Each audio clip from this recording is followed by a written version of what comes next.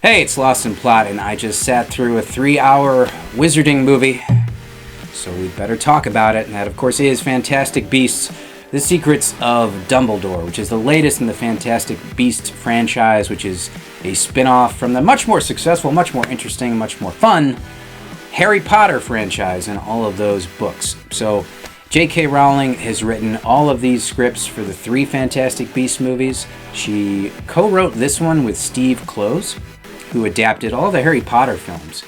And this one had a weird credit in that it was written by J.K. Rowling and Steve Kloves, based on a screenplay by J.K. Rowling.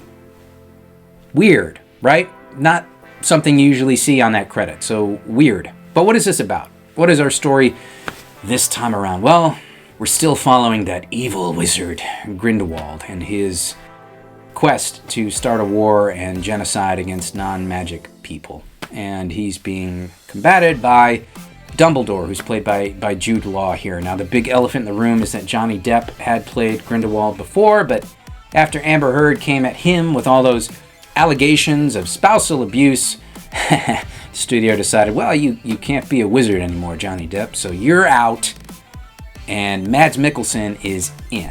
And it is a downgrade. But before I get more into the cast, the story is about this love affair between Dumbledore and Grindelwald that resulted in this little love locket of both their blood that prevents Dumbledore from moving against Grindelwald and vice versa. So it forces Dumbledore to work through other people. So he recruits Newt Scamander and Joseph Kowalski and all of them to run all these little odd jobs and errands for him in the battle against Grindelwald, because Grindelwald has acquired the ability to see the future, which means that none of them can know what they're doing. It's all a big secret, because if they have a specific plan, then Grindelwald will know what it is, so they can't do that.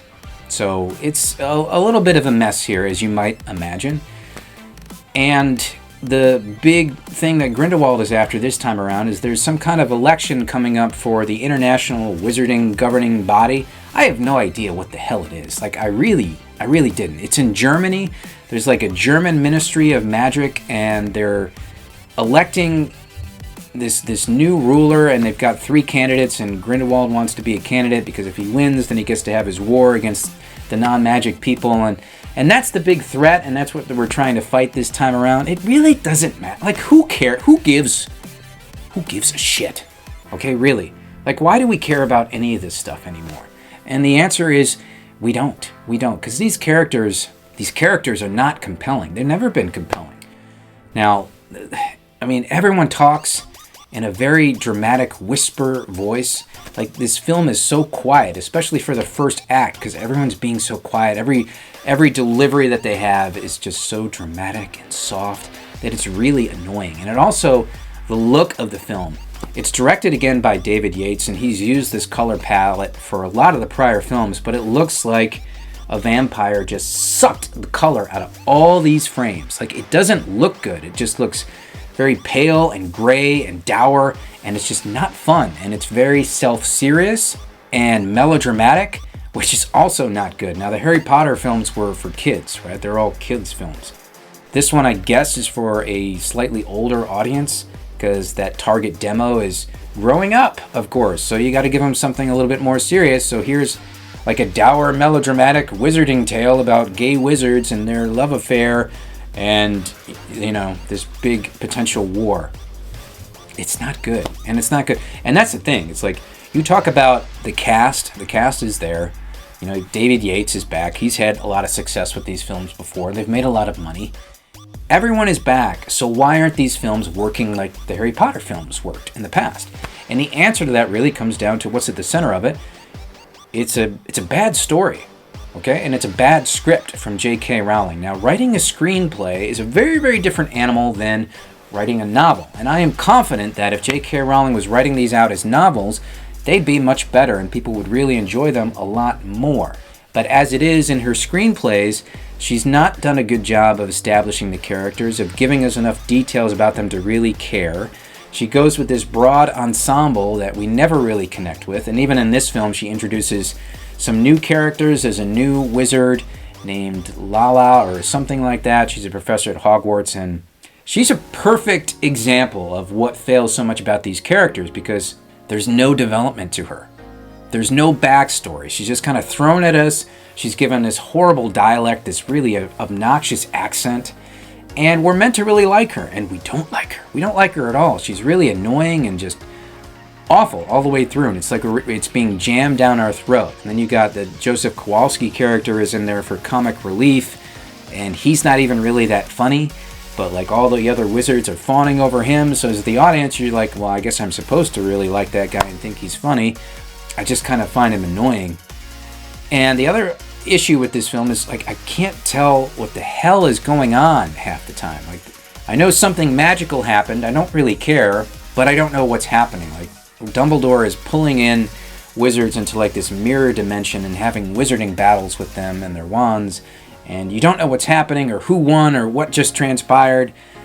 It's just awful all the way around. Like, it's a very poor job of telling the story, and that's what it comes down to. I think it really needs to focus on just one of these characters, on a contained story, and not this big broad world, because we just don't care. We get down to the election and the big ending for it, because there's this magical creature that the wizards use to elect their leaders. Okay, it's this thing called a Chillin, and it'll like go and it can tell if you're a good person, it can tell if you're a bad person, and it's going to bow before one of these candidates, and that's going to be the new ruler. You know, they let this little horse creature decide who's going to rule the wizarding world. That's how it works, apparently. If this sounds bad, if it sounds awful, it's because all of it was. It's this long, boring, awful, melodramatic wizard film that I don't know. I guess I feel bad. I feel bad for one thing. If you are a heavy fan, devotee of Harry Potter and all that stuff, and you really love the world, I feel bad for you, because now you have to watch stories like this one. It's not a good story. So this one is absolutely dead. It is a 3 out of 10. We talked about the cast. I kind of like Johnny Depp as Grindelwald. I thought he had an interesting take on the character. Mads Mikkelsen is a good actor, but in this, he's just playing him as generic bad guy. That's it, just generic bad guy. I mean, not very interesting. Johnny Depp, of course, had to go because of those allegations of spousal abuse. But meanwhile, you've got Ezra Miller, the non-binary Flash. He's back as well. Ezra Miller, who is famous, of course, for being non-binary, being a weirdo, assaulting women when he was in Iceland. He recently got arrested when he was down in Hawaii at a karaoke bar because he attacked some people there, too. Warner Brothers is actually considering whether he can play the Flash anymore.